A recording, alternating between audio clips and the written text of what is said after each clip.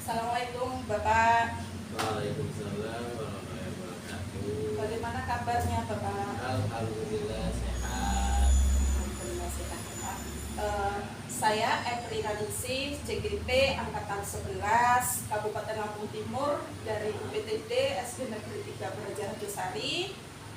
Tujuan saya ke sini Pak untuk memohon izin kepada Bapak meminta waktunya sebentar untuk berbincang-bincang tentang pengambilan keputusan berbasis nilai-nilai kebajikan sebagai pemimpin di UPTD SD Negeri 2 Braja Harjosari. Terima kasih atas kesediaan Bapak, dan di sini saya akan mengajukan beberapa pertanyaan yang akan dijawab oleh Bapak. Langsung aja ya Pak ya. Yang pertama, selama ini bagaimana Bapak dapat mengidentifikasi kasus-kasus yang merupakan dilema etika atau rujukan moral? Baik, terima kasih atas pertanyaannya. Di sini kami selaku pemimpin dari UPTD 2 Braja Harjosari tentunya dalam cara mengidentifikasi kasus yang merupakan dilema etika atau berbasis moral, tentunya kita harus mempelajari ya, dan mengambil kasus-kasus yang terjadi yang selama ini kita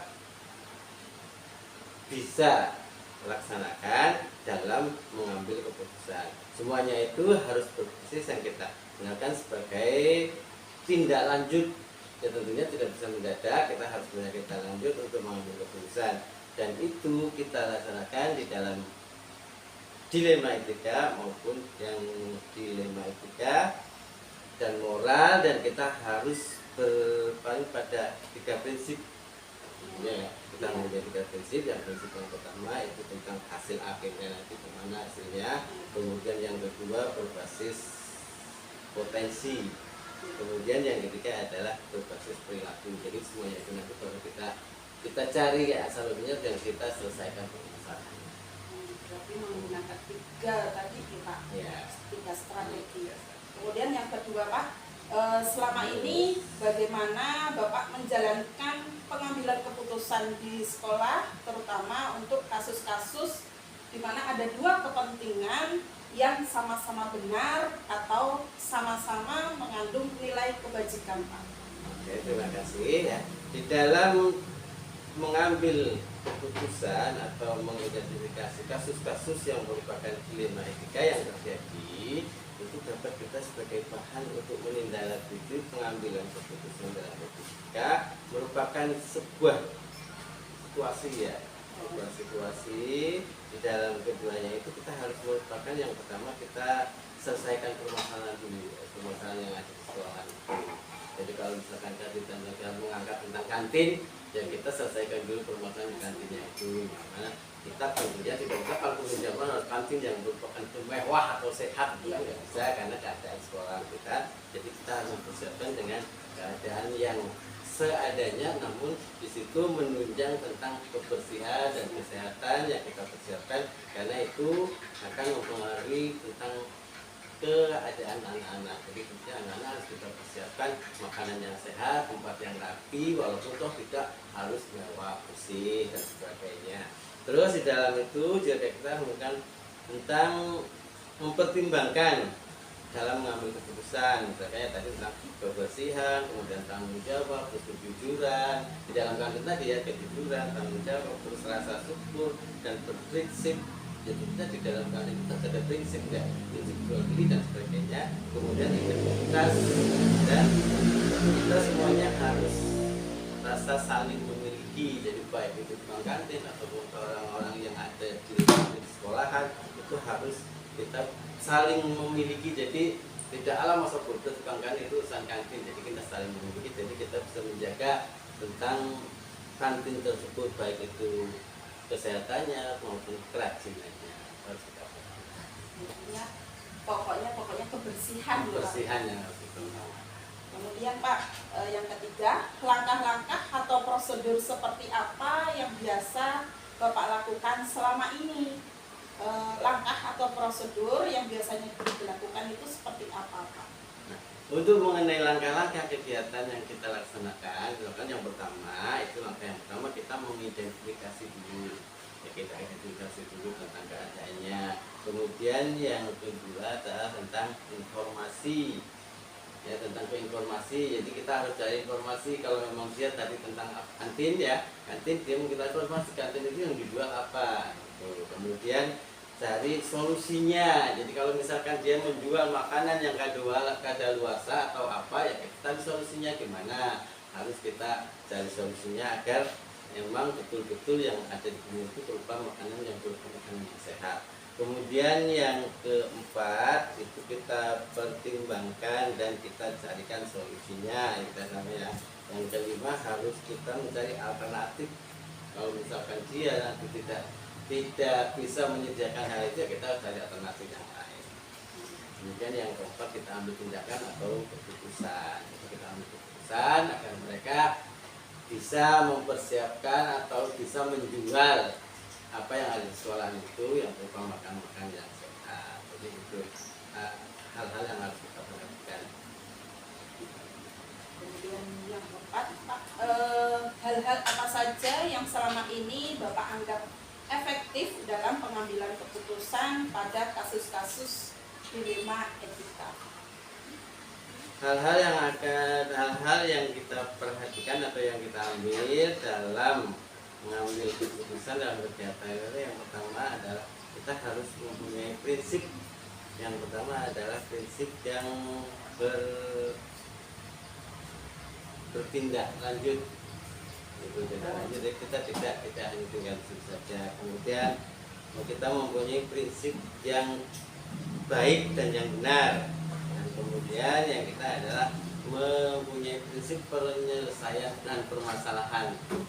Permasalahan itu nanti harus kita carikan solusinya atau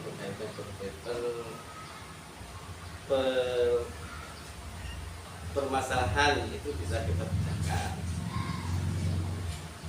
Yang kelima, Pak, hal-hal apa yang selama ini merupakan tantangan dalam pengambilan keputusan pada kasus-kasus dilema etika? Baik, dalam kasus tantangan dilema etika itu adalah sesuai dengan apa yang kita lakukan. Itu memang ada beberapa hal tantangan antara kita, ya tentunya ya tantangan yang paling prinsip dalam hal bidang tentang bidang moral. Nah, karena memang itu semuanya kita berkaitan dengan orang-orang yang ada di sekeliling kita. Dan juga hal-hal tersebut ya kita harus